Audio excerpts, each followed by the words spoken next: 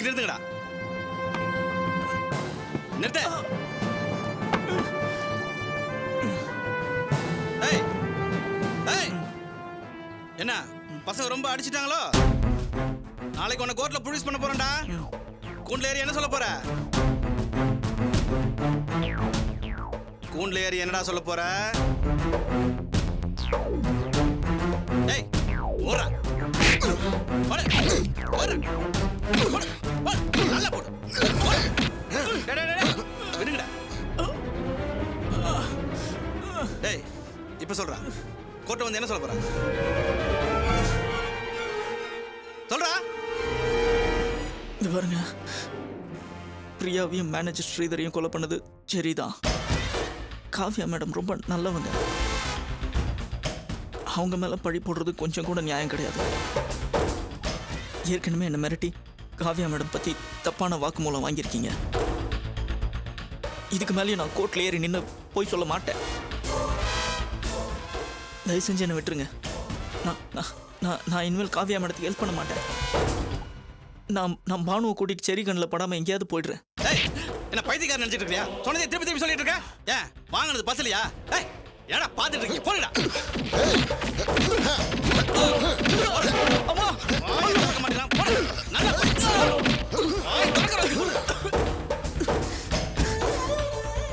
நீ என்னதான் அடிச்சாலும் சரி, என் உயிரே போனாலும் சரி, நான் கோர்ட்ல ஏறி போய் சொல்ல மாட்டேன். சொல்ல மாட்டேன். நிறுத்துடா. இவனை கோர்ட்ல ப்ரொடியூஸ் பண்ணி நமக்கு சாதகமா சாட்சி சொல்ற வரைக்கும் இவன் உயிரோட இருக்கணும்டா.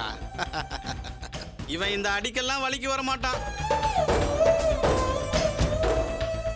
டேய் பாரா, நல்லா பாரு.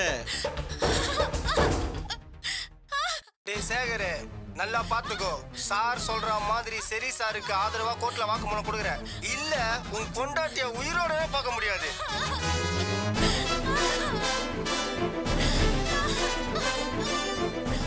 பாத்தியா, இது 15 நிமிஷத்துக்கு முன்னாடி எடுத்த வீடியோ.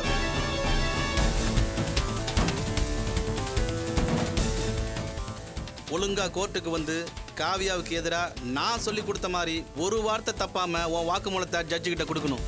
அப்படி கொடுக்கல உன் ஆசை பொண்டாட்டி உயிரோட இருக்க மாட்டான். சார் வேணாம் சார், என் மானு எதுவும் பண்ணிடாதீங்க சார். அவள் என் உயிர் சார். அவள் கோமா நிலைமைக்கு போனது காரணமே அந்த செரி தான். அதனால தான் அவரை பழி வாங்கிறதுக்காக நான் காவியா மேடத்துக்கு ஹெல்ப் பண்ணேன். ஆனால் நல்ல காலம், இப்போ என் பானு குணமாயிட்டா சார். மறுபடியும் அவளுக்கு இந்த மாதிரி எதுவும் ஆயிடக்கூடாது சார். ப்ளீஸ் சார், அதை என்னால் தாங்கிக்கவே முடியாது. இந்த பார், நான் சொல்கிற மாதிரி கேட்டேன்னா உன் பொண்டாட்டிக்கு ஒரு ஆபத்தும் வராது. ஃப்ரிட்ஜில் வச்ச ஆப்பிள் மாதிரி ஃப்ரெஷ்ஷாக உங்ககிட்டயே வந்து சேருவா. என்ன சொல்கிற? நீங்கள் சொல்கிற மாதிரி நான் கோர்ட்டில் வந்து சொல்கிறேன் சார். தயவு செஞ்சு என் பொண்டாட்டி எதுவும் செஞ்சிடாதீங்க ப்ளீஸ். Very good sir. இந்த விஷயத்துல நாம் அவசரப்பட வேணாம். நிதானமா யோசிச்சு ஒரு முடிவு எடுக்கலாமே. இந்த விஷயத்துல இதுக்கு மேல யோசிக்கிறதுக்கு வேற எதுவுமே இல்லைங்க. நான் நல்லா யோசிச்சாச்சு. நான் சொல்றபடியே செஞ்சிருங்க. சார் தப்பா நினைக்காதீங்க, இது குடும்ப விஷயம். பிசினஸ் மாதிரி நாம தடாலடியா முடிவு பண்ண வேணாம்னு தான் நான் யோசிக்கிறேன். இதை பாருங்க சார், அது குடும்ப விஷயமோ இல்ல பிசினஸோ, தன்மானமும் கௌரவமும் ரொம்ப முக்கியம். கண்ணால ஒரு விஷயத்தை பார்த்ததுக்கு அப்புறமா பேசாம இருக்கிறதுக்கு நான் ஒன்றும் மானங்கட்டவன் கிடையாது. நீங்க நான் சொல்றது செய்றீங்களா? சார் உங்க ஆத்திரம் நியாயமானது தான்.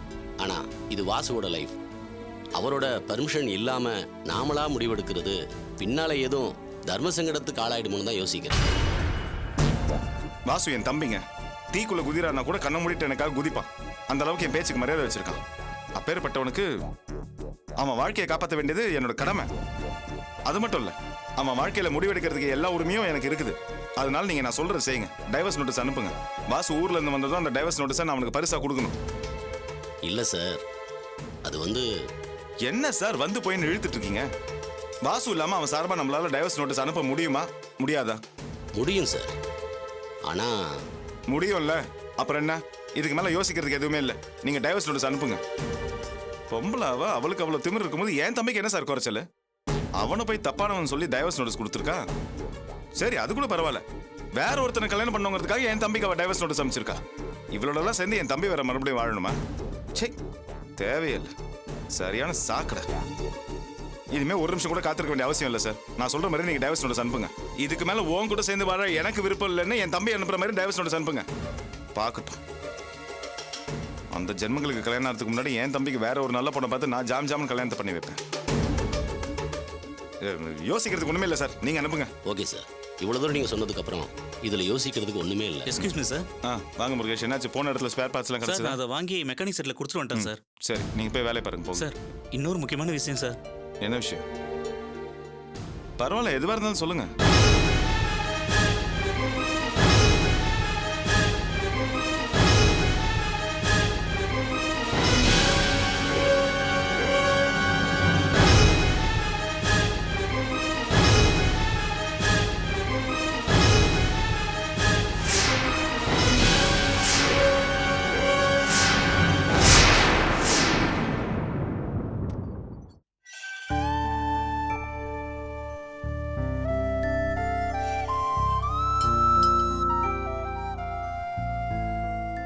வணக்கம் மேடம். என்ன சார், நல்ல நியூஸோட வந்திருக்கீங்களா? Absolutely madam. சொல்லுங்க. நீங்க நினைச்ச மாதிரி எல்லாத்துக்குமே மூல காரணம் உங்க ஹஸ்பண்ட் செரி தான் மேடம். நீங்க சந்தேகப்பட்ட மாதிரி செரி உண்மையிலேயே மனநோயாளி இல்ல மேடம். உங்களை ஏமாத்துறதுக்காகவும் ஊரை நம்ப வைக்கிறதுக்காகவும் மனநோயாளியா நடிச்சுக்கிட்டு இருக்காரு. நீங்க செரிய மனநோயாளியாக்கணும்னு பிளான் பண்ணி சம்பவங்களை கிரியேட் பண்ணீங்க. அவரும் அந்த சம்பவங்களால பயந்து கிட்டத்தட்ட மன ரீதியா பாதிப்புக்குள்ளான மனுஷன் திடீர்னு உஷாராயிட்டாரு. புதுசா வந்த இன்ஸ்பெக்டர் உதவியோட இப்பதான் வேலையை காட்ட ஆரம்பிச்சிட்டாரு. உங்களுக்கு உங்க ஹஸ்பண்ட் மேலேயே டவுட் வந்ததுனால தான் அந்த ஹாஸ்பிட்டலுக்கு என்ன ஸ்பையா அனுப்பிச்சு வச்சீங்க. நானும் அந்த ஹாஸ்பிட்டல்ல வாழ்பாய வேலைக்கு சேர்ந்து உளவு வேலை பார்த்ததுனால தான் இந்த உண்மையை தெரிஞ்சுக்கிட்டேன். சரியும் புதுசா வந்த இன்ஸ்பெக்டரை பேசிக்கிட்டு தான் நான் கேட்டேன். அந்த இன்ஸ்பெக்டர் தான் ஆளை வச்சு சேகரையும் அவர் ஒய்ஃபையும் கடத்திருக்கான். பொண்டாட்டிய பணையமா வச்சுதான் சேகர்கிட்ட அந்த வாக்குமூலத்தையே வாங்கியிருக்கான். போலீஸ் புத்தியை யூஸ் பண்ணி சேகரை மிரட்டி உங்க மேல உள்ள குற்றச்சாட்டுகளை வாக்குமூலமா சொல்ல வச்சிருக்கான். கட்டின பொண்டாட்டி மேல இப்படி கீழ்த்தரமா பழி சுமத்துற ஆளா சரி இருப்பாருன்னு நான் நினைச்சு கூட பார்க்கல. ச்சே, இப்படி ஒரு மனுஷன் கையால தாலி கட்டிக்கிட்டதை நினைக்கும் போது எனக்கு அருவருப்பா இருக்கு. எனக்கும் சேகருக்கும் தப்பான உறவு இருக்குன்னு இப்படி கூசமா போய் சொல்ல வச்சிருக்கானே, என்ன மனுஷன் அவன்? அதான் மேடம் எனக்கும் ஷாக்கா இருந்தது.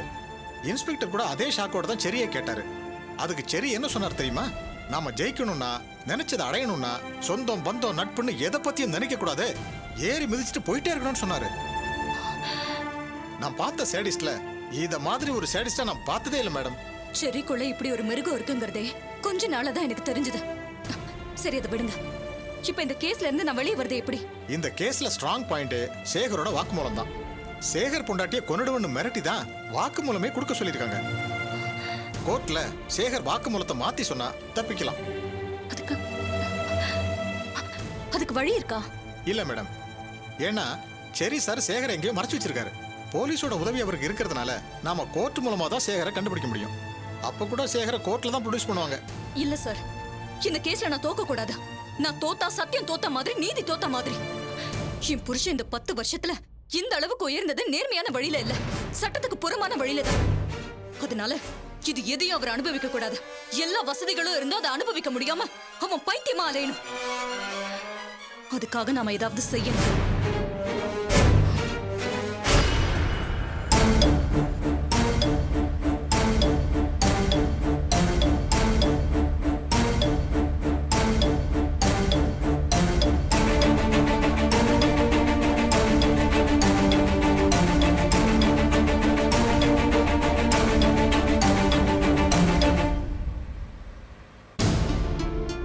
ஒரு இடத்துக்கு போகணும்னா சீக்கிரம் கிளம்ப மாட்டியா? எல்லாம் அப்படி அப்படியே கிடக்கல. வீட்டை எடுத்து பூட்டி சாவி எடுத்துட்டியா? எடுத்தாச்சு.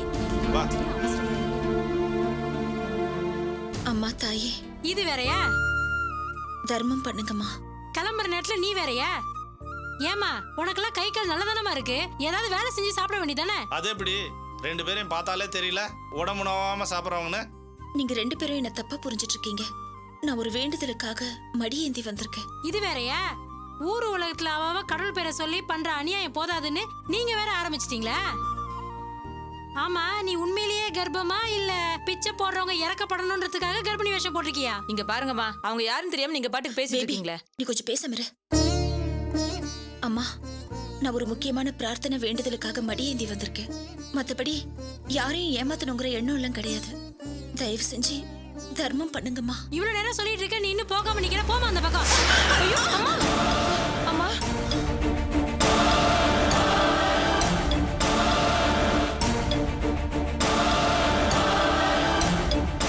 வண்டியில் ஏறு.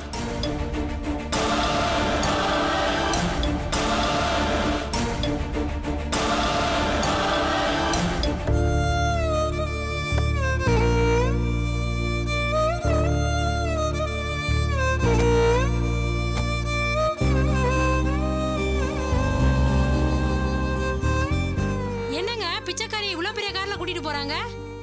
ஒருவேளை அவ சொன்ன மாதிரி வேண்டுதலா இருக்குமோ? நாம தான் தப்பா புரிஞ்சுக்கிட்டோம் போல இருக்கு. சரி சரி, நீ வா போலாம்.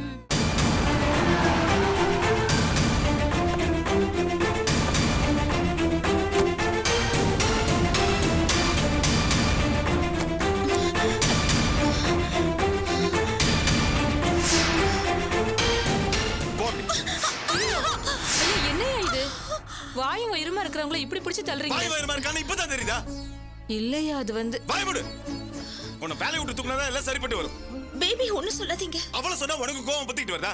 இல்லங்க, கொஞ்சம் புரிஞ்சுக்கோங்க. நாம நல்லா இருக்கணும், என் வயித்துல வளர்ற குழந்தை நல்லா இருக்கணுங்கிறதுக்காகத்தான் ஐயர் இப்படி எல்லாம் பண்ண சொன்னாரு. இவங்க மேல எந்த தப்பும் இல்லங்க. உன்னை இப்படி பிச்சைக்கார குளத்துல கொண்டு வந்து விட்டு பார்த்து கோவப்படாம பாராட்ட சொல்றியா? ஏங்க இப்படி கோவப்படுறீங்க? இப்ப என்ன நடந்துருச்சு? என்னது? கோவப்படுற அளவுக்கு என்ன நடந்துச்சா? உன்னை அந்த கோலத்துல பார்த்து பதறி போய் உன்னை கூட்டிட்டு வந்திருக்க. சாதாரணமா என்ன நடந்துச்சுன்னு கேக்குற? சத்தியமா சொல்றேன், இது வரைக்கும் இதோட கேவலமான வேற யாரும் அவமானப்படுத்துறது கிடையாது. உனக்கு நான் என்ன குறை வச்சிருக்கேன் சொல்லு?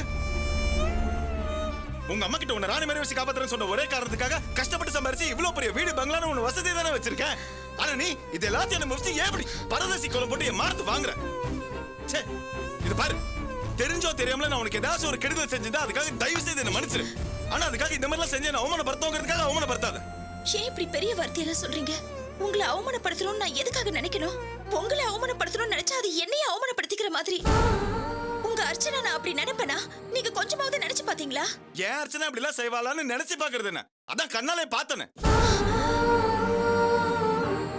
ஊர்ல எனக்கு இருக்கிற பேரு மரியாதையும் ஒரே கெடுக்கணுங்கிறதுக்காக இப்படி தெருவா போய் வீடு வீடா பிச்சை எடுத்துட்டு இருக்கியா? பாக்குறவன் என்ன சொல்லுவான்? செல்வம் பொண்டாட்டி வச்சு நல்லபடியா காப்பாத்தல என்ன சொல்லுவான்?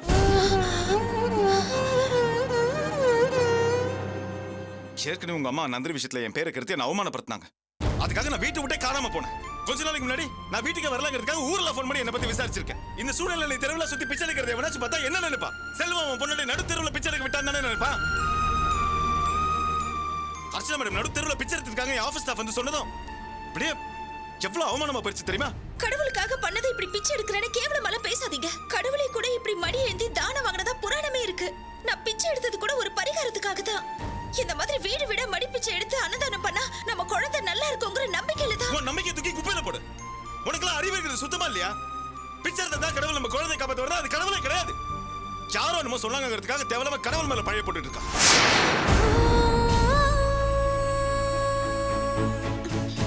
நான் இந்த மாதிரிலாம் பேசுறதுனால எனக்கு ஒன்றும் கடவுள் நம்பிக்கை இல்லைன்னு நினைச்சிடாத. எனக்கும் கடவுள் நம்பிக்கைலாம் இருக்கு. ஆனா அதுக்காக இப்படி கேவலமா நடந்துக்கிட்டு உடம்ப வருத்திக்க மாட்டேன். எந்த கடவுளும் இதெல்லாம் செய்யணும்னு சொல்லவும் இல்லை, தெரிஞ்சுக்கோ. இல்லங்க, எல்லாம் நம்ம குழந்தைக்காக தான் அப்படின்னு நீ சொல்ற அர்ச்சனா. ஆனா ஊர்ல இருக்கிறவன் என்ன சொல்லுவான்? செல்வம் அவன் பொண்டாட்டி ஒதுக்கிட்டான், பிழைக்கிறதுக்கு வேற வழி தெரியாம தான் பிச்சை எடுத்துட்டு இருக்காங்கன்னு சொல்ல மாட்டான்? அப்படி யாரும் சொல்ல மாட்டாங்க. உனக்கு என்ன தெரியும்? யாரும் சொல்ல மாட்டாங்க. தொழில் ரீதியா எத்தனை பேர் அவமானப்படுத்தி ஒதுக்கணும்னு நினைக்கிறாங்கன்னு தெரியுமா உனக்கு? இப்ப நீ பண்ண காரியத்தினால என்ன கேவலப்படுத்தி அசிங்கப்படுத்த மாட்டாங்க? இல்லங்க, நம்ம குழந்தைக்காக தானே. சும்மா இதே வார்த்தையை சொல்லிட்டு இருக்காத அர்ச்சனா. குழந்தைக்கு நான் உன்னை என் கட்டுக்குள்ள வச்சு பாத்துட்டு இருக்கேன். ஆனா பதிலுக்கு என்ன நல்லா அசிங்கப்படுத்தி அவமானப்படுத்திட்டேன். ஐயோ, அப்படியெல்லாம் ஒண்ணு இல்ல. வாய் மூடு. நானும் இந்த விஷயத்தை பொறுத்த வரைக்கும் உங்ககிட்ட 1000 தடவை சொல்லி பார்த்துட்டேன். ஆனா நீ கேட்கறதா இல்ல. என்னமோ ஓஷத்துக்கு ஆடிட்டு இருக்க ஆளு இன்னொன்னு எவ்வளவு அசிங்கப்படுத்த முடியுமா அவமானப்படுத்த முடியுமா பண்ணு. இனிமே இந்த வீட்டை பொறுத்த வரைக்கும் நான் உங்ககிட்ட எதுவும் கேட்கவும் மாட்டேன், உங்ககிட்ட பேசவும் மாட்டேன். தப்புன்னு ஏதாச்சும் ஒண்ணு வந்து கேட்டேன்னா என்ன செருப்பால் அடி.